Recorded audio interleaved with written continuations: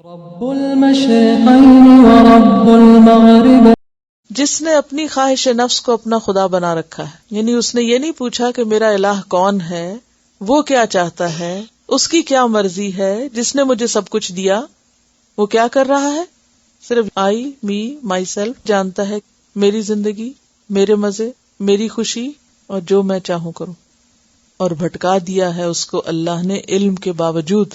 کیوں؟ کیونکہ وہ اپنی خواہشات کے پیچھے لگ کے، خواہشات میں اندھا ہو کر اپنے خالق کو اور اس کے احکامات کو بھول چکا ہے۔ خواہشات نفس ایسی چیز ہیں جن کے پیچھے لگ کر، جن کی تکمیل میں انسان اپنے آپ کو اوپر سے نیچے گراتا ہے، اپنی قدر کھو دیتا ہے۔ تو خالق کائنات کی نگاہوں میں کون قدر کھو دیتا ہے؟ جو اللہ کو نہیں، اپنی مرضی کو اپنا خدا بناتا ہے، اپنی مرضی سے جینا چاہتا ہے، اپنی منمانی کرنا چاہتا ہے۔ اور یہ انسان کے لیے سب سے خطرناک بات ہوتی ہے کہ کوئی بھی کام کرنے کے لیے وہ یہ نہ دیکھے کہ اخلاق کیا کہتا ہے، قانون کیا کہتا ہے، خدا کی مرضی کیا ہے، قرآن میں کیا لکھا ہوا ہے، اور لوگوں کے حق حقوق کیا ہیں۔ وہ کیا دیکھے؟ میری عقل کو کیا ٹھیک لگتا ہے اور میرا دل کیا چاہتا ہے اور میں کسی چیز کو کیسے دیکھنا چاہتا ہوں۔ والذین هم لفروجہم حافظون، اور وہ لوگ جو اپنی شرمگاہوں کی حفاظت کرتے ہیں۔ حافظون، اس میں دو چیزیں آتی۔ پہلی بات تو یہ کہ اپنے مقامات سطر کو ڈھانپتے ہیں، جو حصے چھپانے چاہیے ان کو چھپا کے رکھتے ہیں، اریاں لباس نہیں پہنتے کہ لباس پہن کے بھی ننگے نظر آتے ہوں۔ اور دوسری بات یہ کہ اپنی عزت و عصمت کی، اپنی پاک دامنی کی حفاظت کرتے ہیں، اپنی شہوانی خواہشات کو کنٹرول میں رکھتے ہیں۔ الا علی ازواجہم او ما ملکت ایمانہم، سوائے اپنی بیویوں کے یا جن کے مالک ہیں ان کے دائیں ہاتھ، یعنی لونڈی۔ فإنہم غیر ملومین، پس بے شک وہ اس معاملے میں ملامت نہیں کیے جائیں گے۔ یہاں پر وہ لائق ملامت نہیں، یعنی وہاں اگر اپنی خواہشات کا اظہار کریں تو اس پر ملامت نہیں۔ تو اس سے پتہ چلتا ہے کہ سیکشول ڈیزائرز کی تسکین کے صرف دو ہی مقامات ہیں، اور آج کے دور میں تو صرف بیوی ہے۔ اس کے علاوہ جو بھی اور طریقے ہیں وہ درست نہیں۔ دنیا میں جنسی تعلقات یا سیکشل ریلیشن شپس جو ہیں، ان میں بہت افراط و تفریط پائی جاتی ہے۔ ایک نظریہ تو یہ ہے کہ ان سب چیزوں کو چھوڑ دینا چاہیے۔ اگر آپ نیک انسان بننا چاہتے ہیں اور پاکیزہ انسان بننا چاہتے ہیں تو ان چیزوں کا زندگی میں کوئی عمل دخل نہیں ہونا چاہیے، شادی کرنی ہی نہیں چاہیے، یا اس کا تصور بھی نہیں ذہن میں لانا چاہیے، اس کا خیال بھی نہیں آنا چاہیے، اور اپنے خیالات کو اس طرح پاکیزہ بنانا چاہیے کہ ایسی کوئی خواہش دل میں باقی ہی نہ رہے، ایسی نفس کشی ہو، ایسا اپنے آپ کو مارا جائے کہ ایسا کوئی خیال تک دل میں نہ آئے۔ یہ سب غیر فطری ہے، یہ ایکسٹریمزم ہے۔ اسلام میں ایسی پاکیزگی نفس کا کوئی تصور نہیں۔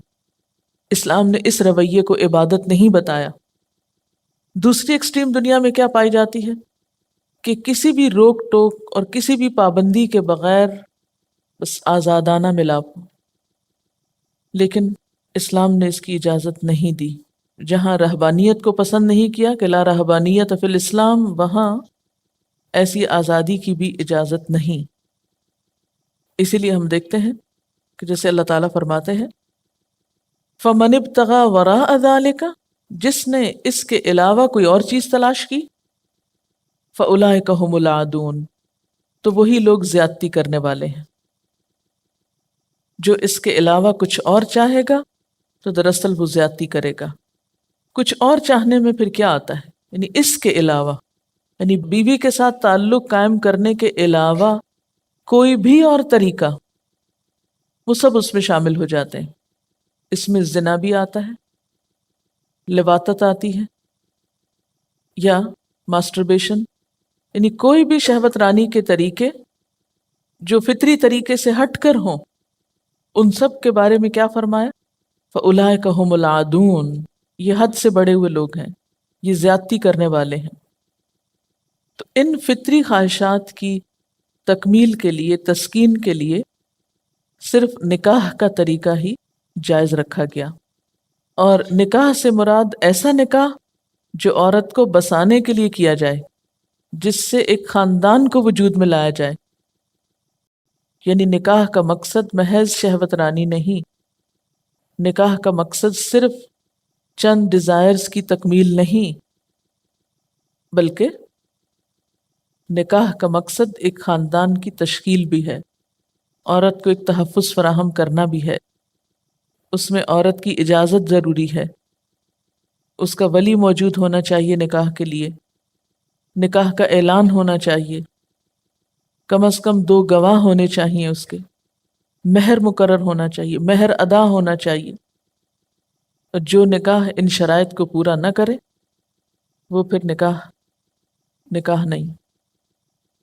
اسی لیے وقتی طور پر نکاح کر کے محض اپنی ایک خواہش پوری کر کے پھر انسان چھوڑ دے تو اس کی اجازت نہیں. اسی طرح حلالہ کرنے اور کرانے والے کو ملعون قرار دیا گیا.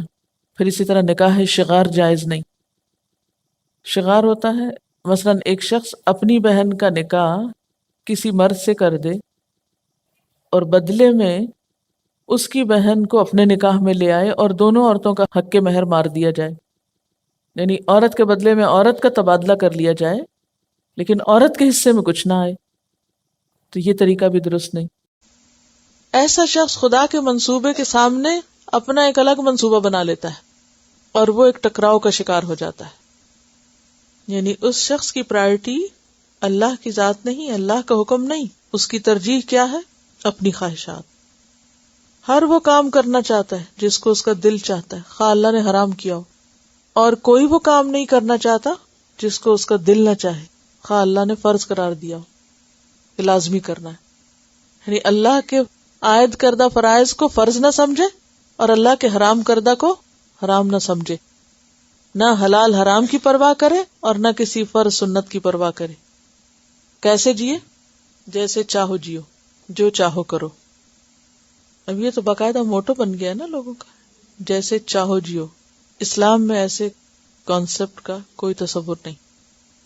تو ایسا شخص جو خواہش نفس کو سب سے اوپر رکھے، سب سے اوپر، اپنی مرضی سب سے اوپر، تو ایسا شخص دراصل کیا کر رہا ہے؟ اپنے نفس کو اپنا الہ بنا رہا ہے. ابو بکر جساس کہتے ہیں یہ وہ شخص ہے جو خواہش نفس کی اس طرح اطاعت کرتا ہے جیسے کوئی خدا کی اطاعت کرے. یعنی اپنے دل کی باتوں کو ریلیجسلی مانتا ہے.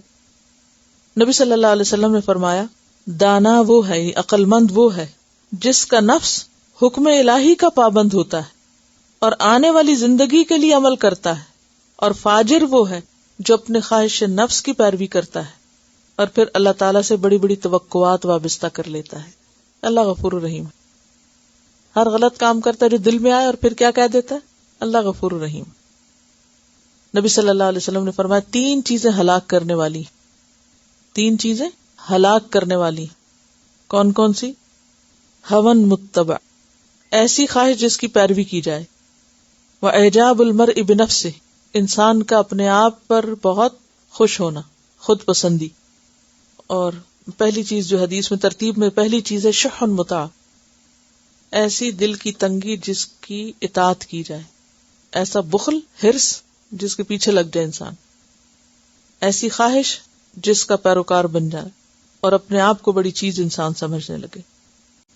سورۃ القصص آیت 50 میں آتا ہے وَمَنْ أَضَلُّ، اس سے بڑا گمراہ کون ہے، ممن اتبع ہواہ بغیر ھدی من اللہ، جو اللہ کی ہدایت کو چھوڑ کر کس کے پیچھے لگ جائے؟ اپنی خواہشات نفس کے.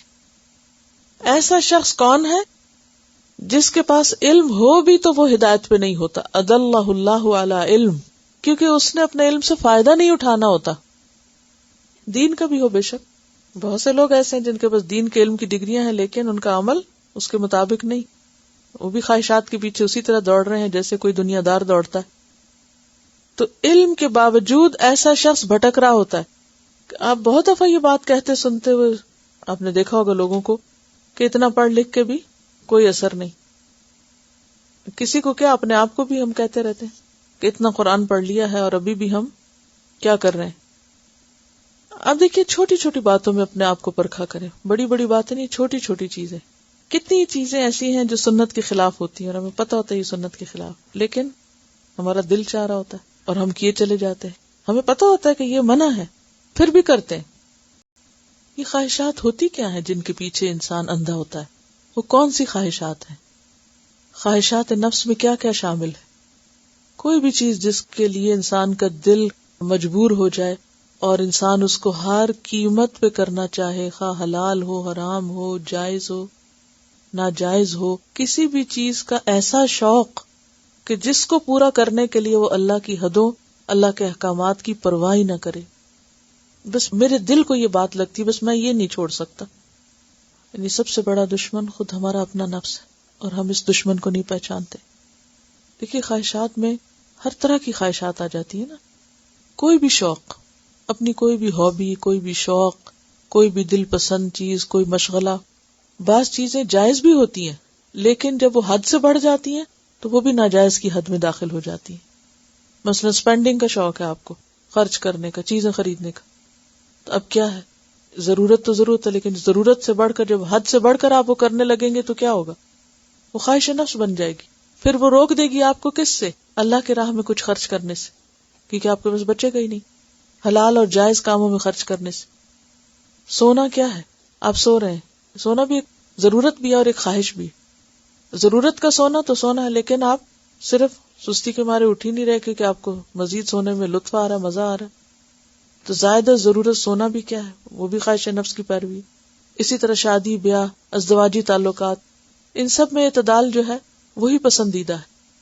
لیکن انسان اگر کسی بھی چیز پہ دل آ جائے، چاہے وہ قانون کے دائرے سے باہر ہو، حرام ہو، اگر اس میں انسان کے لیے کشش ہے تو وہ بھی اس میں آ جائے گا. کھانے پینے کی خواہشات ہیں، اس میں بھی اگر انسان حد سے بڑھ جائے، حلال حرام کی پرواہ نہ کرے یا حلال میں ہوتے ہوئے پھر حد سے بڑھ جائے تو بھی نقصان دہ.